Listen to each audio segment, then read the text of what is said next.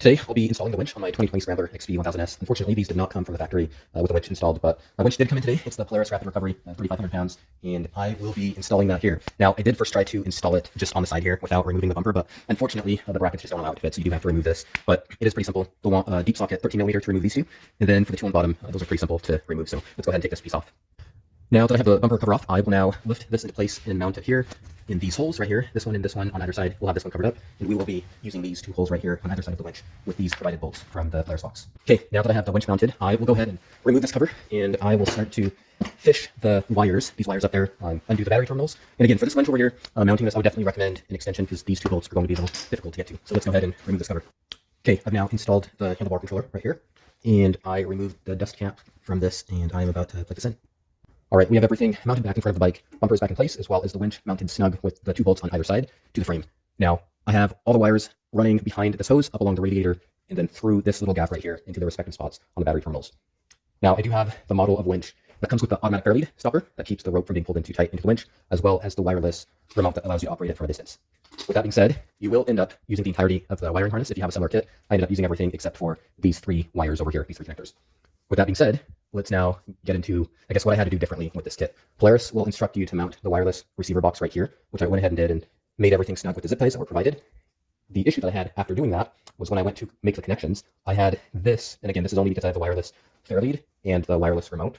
And so I ended up getting this additional harness that comes in my kit, and it has a connector on each end of it. So there's three ends, and it has a connector right here, and this plugs into the wireless remote control box there for the module. And then I have this connector here, which the other end goes down and plugs into the winch system wires. And then I have this connector here that I have plugged into the cable for the winch that comes pre-installed on the ATV from Polaris.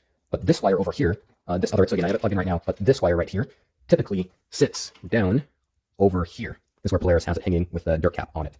And so it wouldn't have been a problem had I had a model of winch that didn't have the automatic fair lead or the wireless remote. But because I do have the wireless remote, this wiring harness wasn't long enough to reach from here and all the way up to there in order to make that connection that it said needed to be made. And so I had two options. I could have either removed this box and found somewhere down here to mount it, or what I ended up doing was moving this wire that was down here and then just routing it up to here in order to have sufficient length to make that connection. And so that's the only reason that I had to remove this grill cover, was so that I could actually get my hands down there and then fish up this wire so that we had a good connection.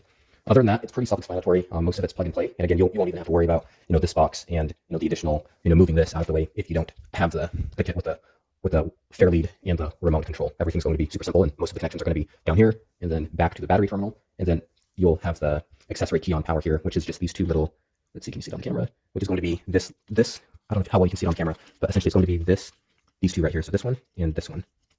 You'll plug the orange wires into these, and then the other end of those will go onto the negative terminal. And that's going to allow the accessory on operation for the winch. That's pretty much it. I'm going to go ahead and put everything back on, put this back on, and if you have any questions, go ahead and leave them in the comments below, and I'll do my best to assist. Okay, with everything mounted and put back on, let's go ahead and give this winch a shot. So let's put it into accessory mode. Okay, accessory mode on. Let's turn this on.